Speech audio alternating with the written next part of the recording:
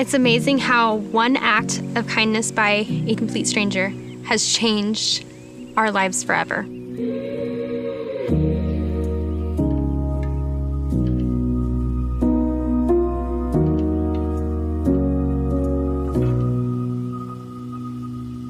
I'm Emily Robinette. My husband is Shane, and then we have a 3-year-old little boy named Weston. As a baby, Weston, he was perfect. Every parent will say that, but he was perfect. You know, he was healthy, happy little boy, and everything was, smooth sailing until we hit 7 months. And that's where everything just kind of collapsed in on itself. We had gone up to see family in Iowa, and we were driving actually back home, and he started throwing up. Over the course of the next 13 days, he had a fever between 101 to 103. His pediatrician kept on saying, oh, it's just a virus, it's nothing, it'll work itself out. So we took him home, we did what they asked us to, medication-wise, and he was still having fevers. He was in so much pain, and they go, you need to take him to the urgent care or an ER. Some of his blood work came back, and he has some abnormal blood counts. She goes, specifically white blood counts. I immediately knew when she said white blood counts what we were talking about, that it was cancer. She goes, yeah, leukemia, acute myeloid leukemia. It was a matter of he might get to the next week. It could be days. It could go that fast. Weston went through 4 rounds of chemo total there at the beginning, and he never got in remission. We got close. So he had to go to bone marrow transplant. We celebrated his first birthday in the hospital. We stayed in the hospital for about a month after that. We were home for a weekend before we had to go back inpatient. He relapsed.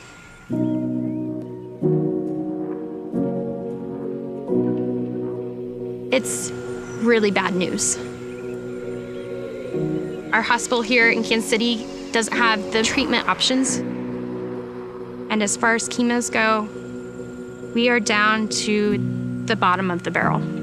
Honestly, with the quality of life, we don't think it would be there, and we would suggest you taking him home and making memories with him and stopping treatment. That was really, really, really hard to hear. I told him, I go, Weston's still here. He's still a happy little boy. I want to make sure that we give him every chance that we can.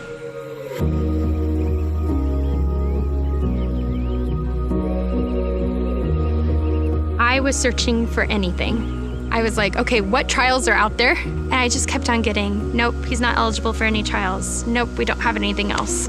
We're out of options. On Facebook, there are these pediatric cancer support groups for moms and dads, and I started posting out there, here's the situation with our kid. Like, after the salvage chemo, we can't try another salvage chemo. We are literally searching for a Hail Mary here. I'm Kelly Pimmel. I live in St. Louis, and I live here with my husband, Joe, and my 3 kids, Molly, Tessa, and Charlie. Jack was our second son and was really healthy when he was born, but when he was 2 weeks old, he started showing some symptoms. Jack was diagnosed with infant leukemia and AML. Infant leukemia is very rare, but AML M7 is rare of the rare. He was just a really little guy and really sick and got sick really fast, and he actually passed away when he was 7.5 weeks old. When you've gone through losing a child, you just want to save anyone else from having that heartbreak. I got involved with the Children's Board right after our son Jack passed away. The Friends Tea is a large event that the Friends Board hosts that they always have one key speaker who talks about their work and their cutting-edge research.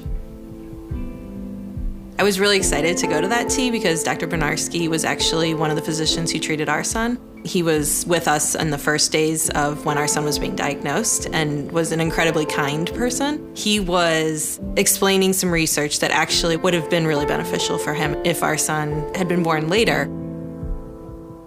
So I was invited to come speak. I talked about how difficult AML was to treat and how we had this promising new approach using the immune system to treat it that was based off of and grew out of research that they had funded as donors, which offers a completely different approach.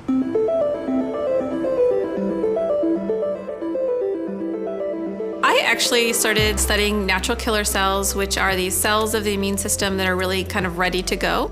They're kind of these lymphocytes, these white blood cells that we have that are always on guard, watching for viruses, for cancers, for anything kind of strange and out of the ordinary. What I discovered is that natural killer cells can have this property where if you activate them once, they kind of remember that activation, and then they're more ready to go the next time.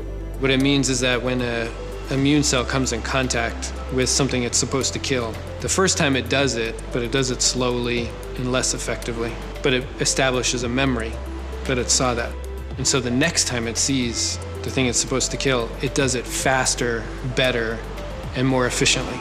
And that was what was novel about what Dr. Cooper had found. I, at the time in the lab, was super excited that I had this basic discovery, but I never envisioned that less than 10 years later, that basic discovery would be taken into patients. And it was really through working with Todd Feniger, who's my husband. And actually, Todd and I met in the lab when we were PhD students. I think we were traveling to a scientific meeting, and she was kind of, telling me about this, and I was like, wow, this could really have an impact in cancer, not just virus infections. And so we started brainstorming about ways that we could test this in the laboratory to use these memory-like natural killer cells as potential treatment for leukemia. No chemotherapy, no second transplant, just this one-time infusion of these memory-like NK cells. This would absolutely transform the way that we would approach the treatment of AML. And my thought was, well, this is brand new. No one knows about this.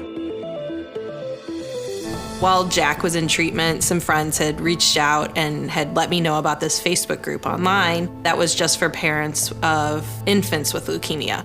So it's a very small group of people whose children are all really sick and are kind of facing the same challenges across the country and the world. Because these are parents who always are communicating about, is there anything else out there? Is there anything new? I need to tell these other parents.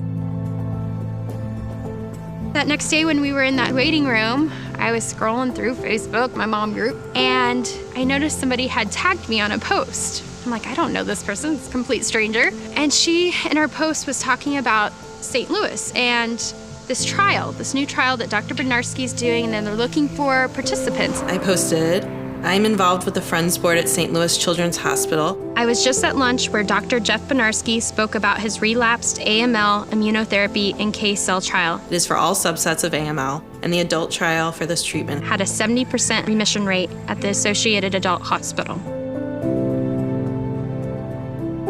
After I made the post, I went back through other recent posts and found Emily, and she had described Weston and the situation they were in. I thought that they might be candidates, and so I made sure I tagged her in the post. I go, oh my goodness, finally, I got a lead. To have her tag me, I'm so grateful that she did, because otherwise we wouldn't be where we are today. And I was so anxious to hear back from St. Louis, and Bednarski, he was quick to respond. And he goes, everything you're telling me about his care sounds like he would be a candidate. We took the train to St. Louis. Everything was really fast-tracked with Weston. So Weston was the very first patient that we enrolled on and treated on this clinical trial. 30 days post, I remember Bednarski coming in and he goes, it's working. It's working for him, it's holding him. Weston is our super responder. He's a year and a half out and has been in complete remission with no evidence of leukemia. To be able to see a kid who had basically zero chance of survival before, now alive and thriving and being a normal kid and back to doing normal kid activities, running around, playing with toys, all the kind of things that you want to see normal kids doing. It's absolutely incredible. As a physician and as a physician scientist, that's what you hope for. That's what you dream of.